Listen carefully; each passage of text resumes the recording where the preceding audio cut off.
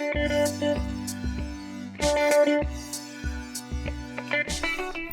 now going to follow on from creating our page, and I'm going to show you how to create a group on Facebook. Now remember, there are profiles, pages, and groups, and these are all different things, and it's very easy to get mixed up.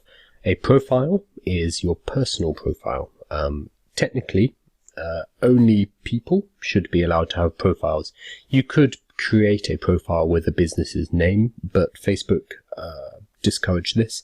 I believe it's against their terms and conditions, so they might shut it down. So if I created a personal profile called South London Property Investors, they may shut it down at some point. So generally your profile will be you, your name, your personal name. So mine is Kyle Barmer, that's my profile. The page I've created is South London Property Investors. I use my profile to create the page. Now from this page, I'm going to create a group.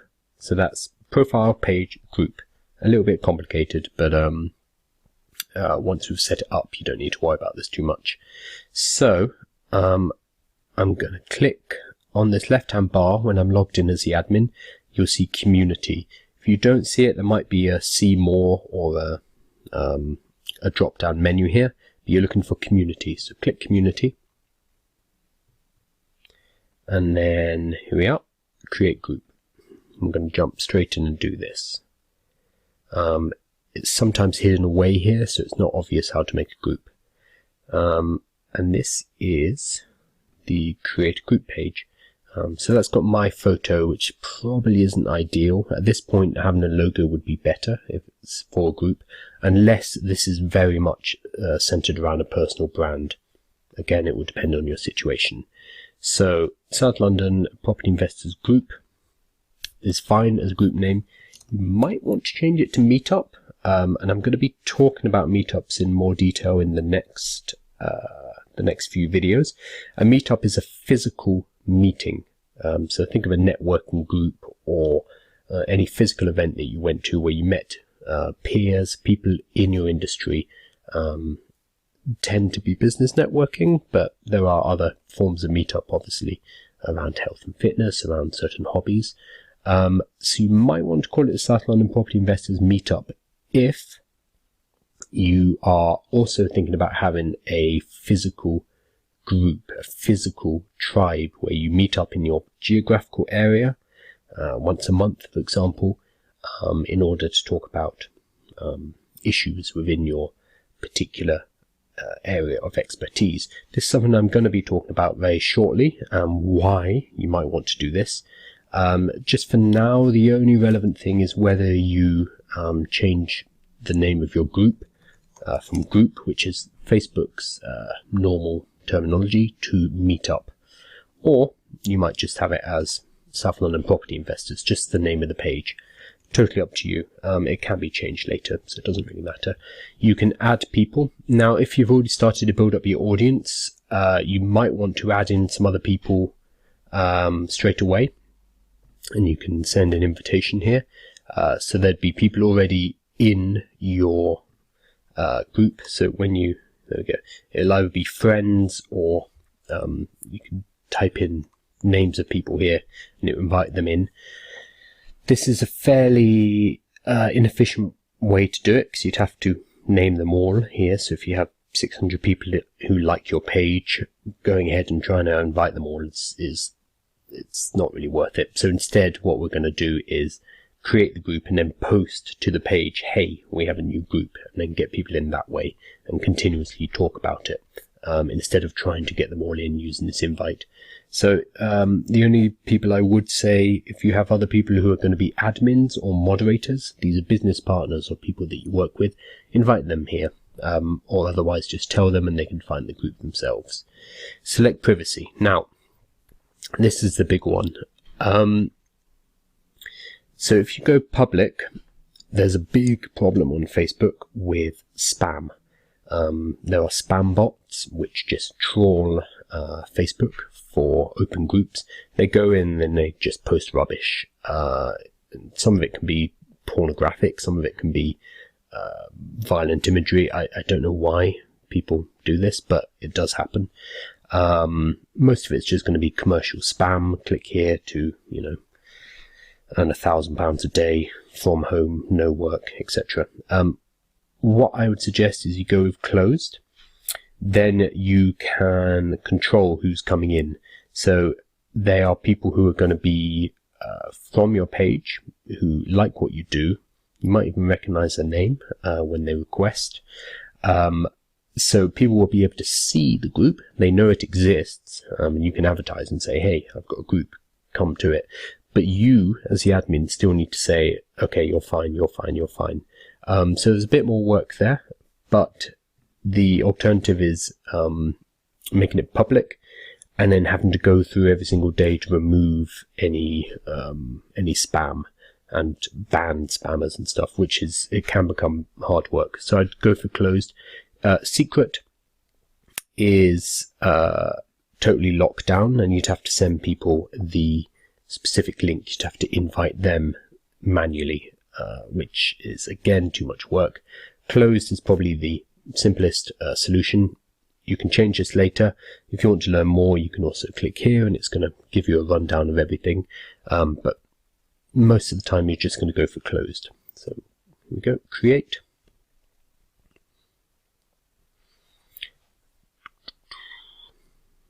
Okay, there we go, and it has now created this group. Like before, we're going to have a cover image up here. I believe it's the same, but let me check because these dimensions change. So Facebook group, I'm back in Canva here.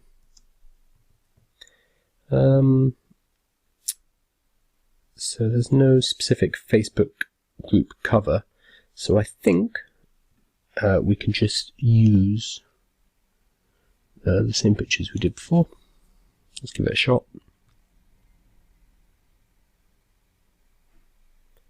You might want to have a different photo. Yeah, so it's a bit smaller, isn't it?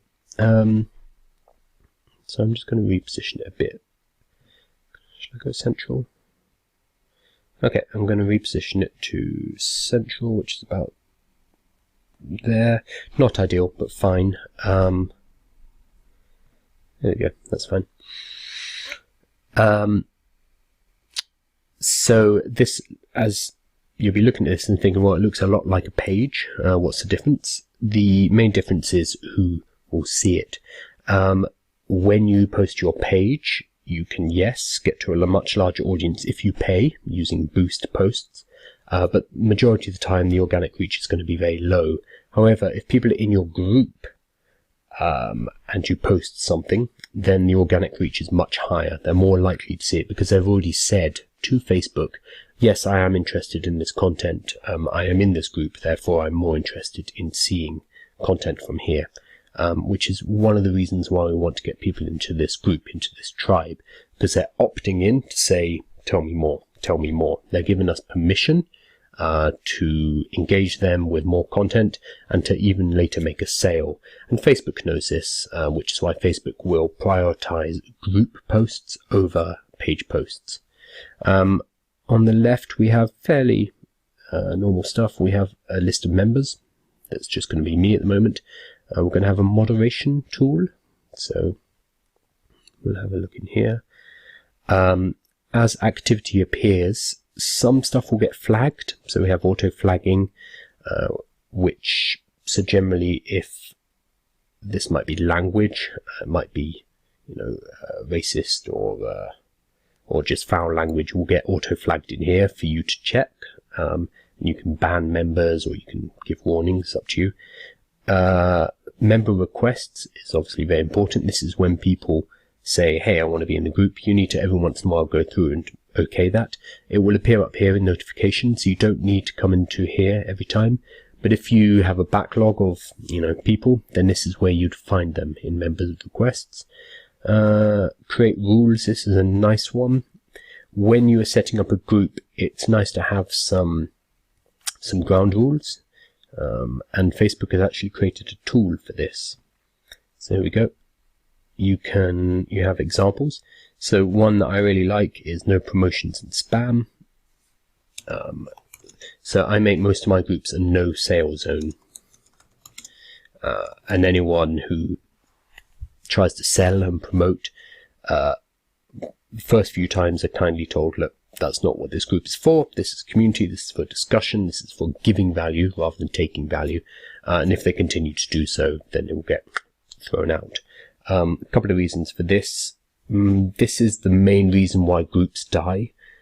You have probably been in groups, especially on LinkedIn, where there might be 20,000 members, but there's no genuine connection. There's no genuine value.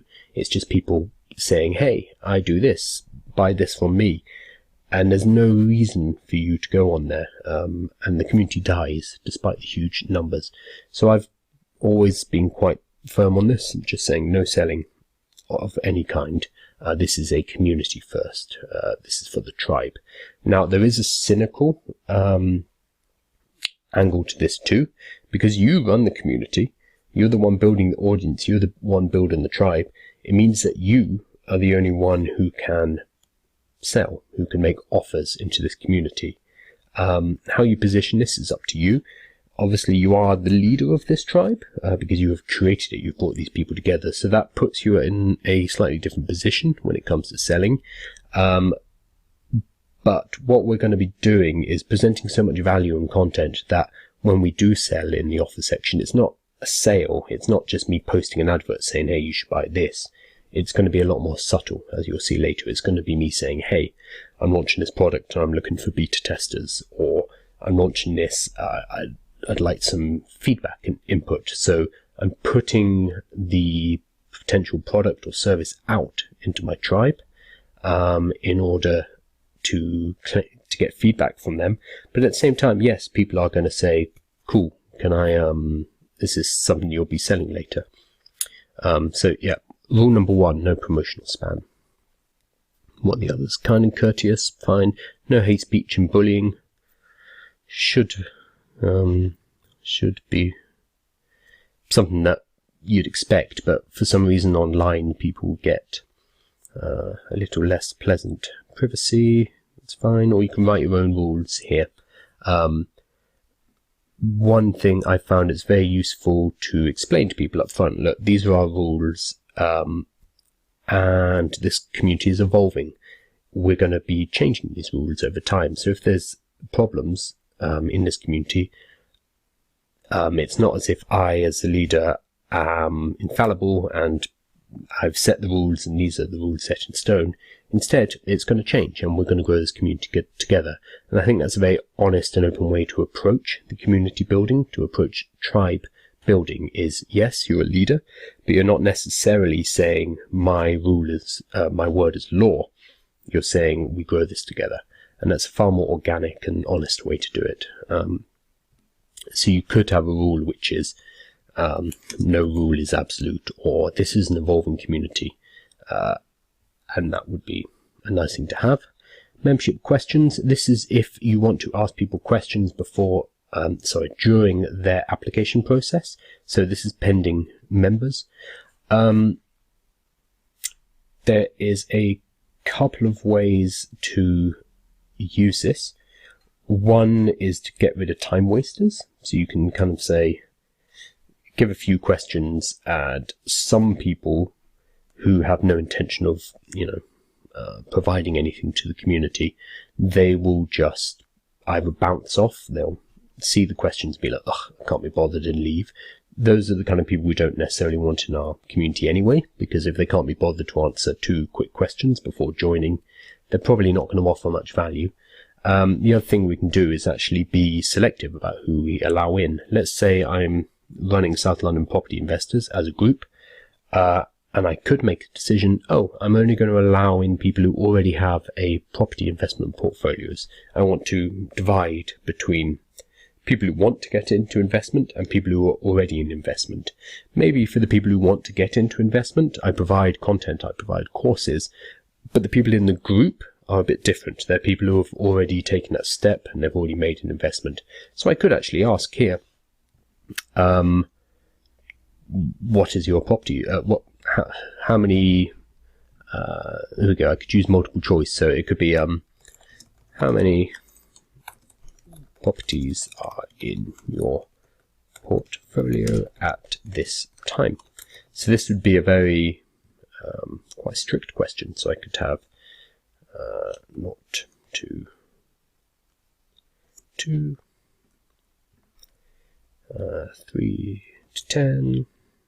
This is arbitrary. 11 to 20, etc., etc.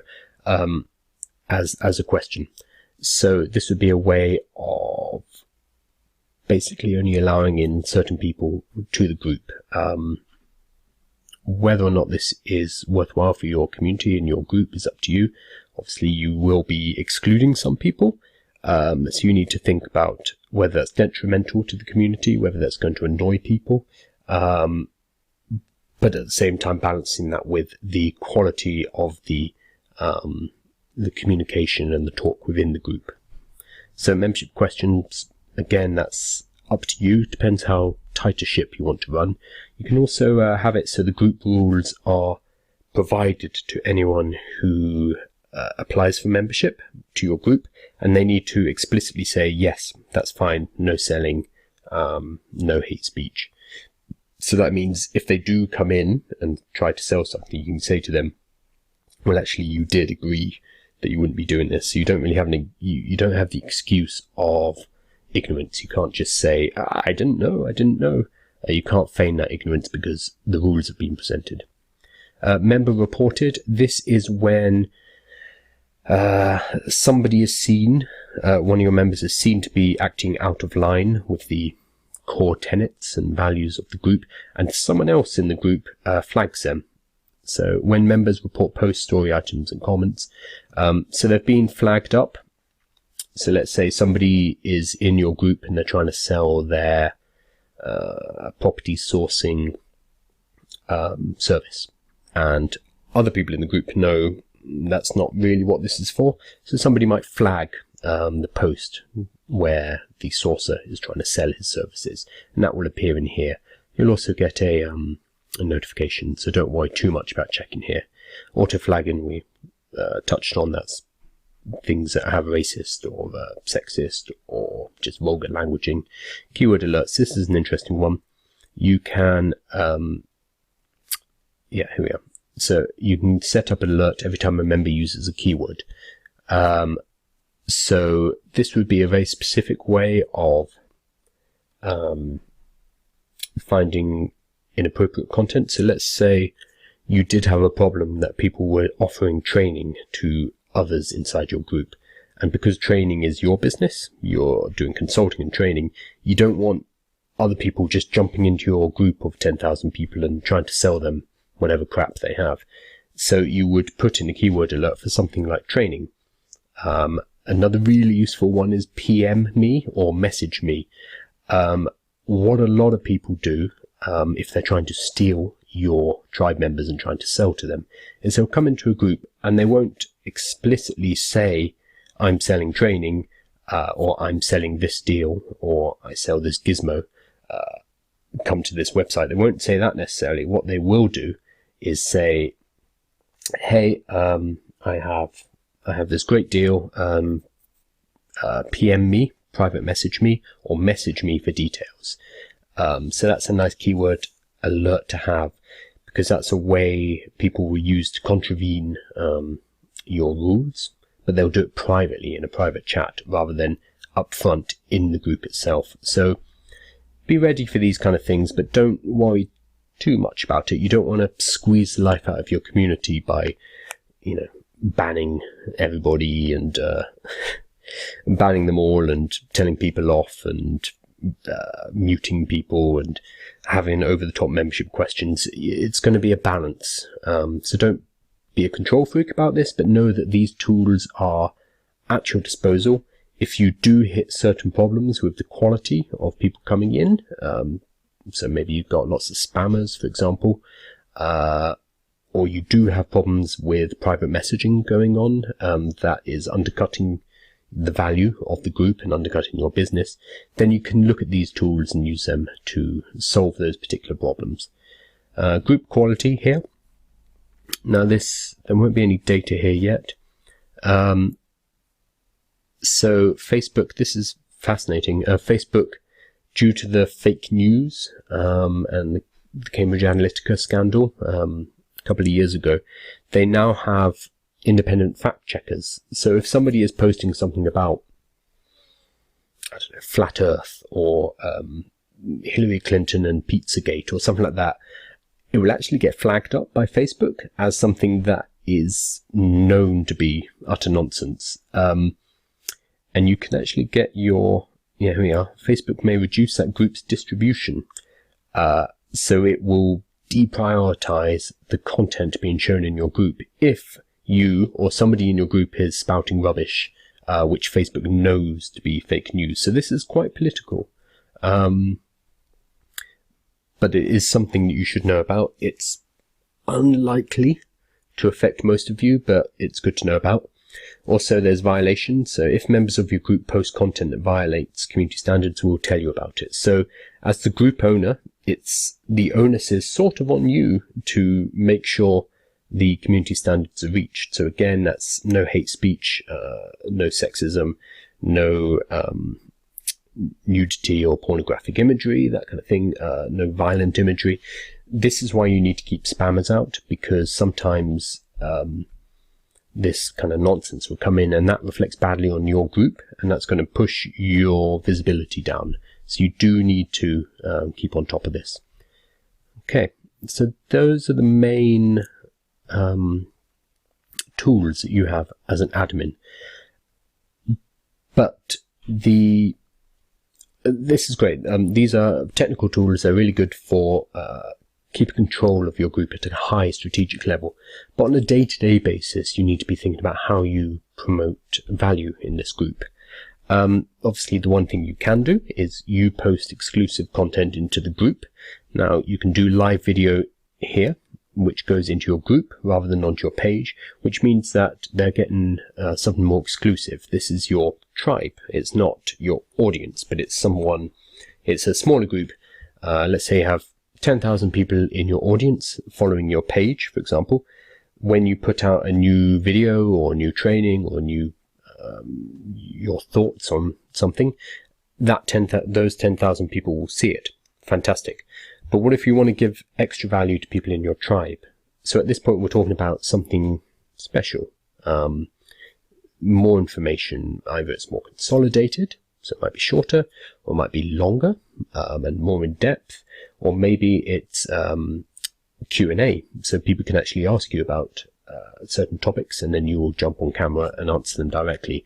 Because you have a much smaller membership here in the group, you can more directly interact with those who are inside the group on a much more one-to-one basis. So you can produce your own content, absolutely, no problem at all. What you really want to do, though, inside your tribe is encourage other tribe members to start posting valuable content which is valuable for the whole of the group. So it's not just you. The whole onus isn't on you, but instead on the tribe itself. And this is, again, it's going to be the balance between you as the leader, you as the personal brand, as the person who set up this group, balanced with, okay, we are a tribe.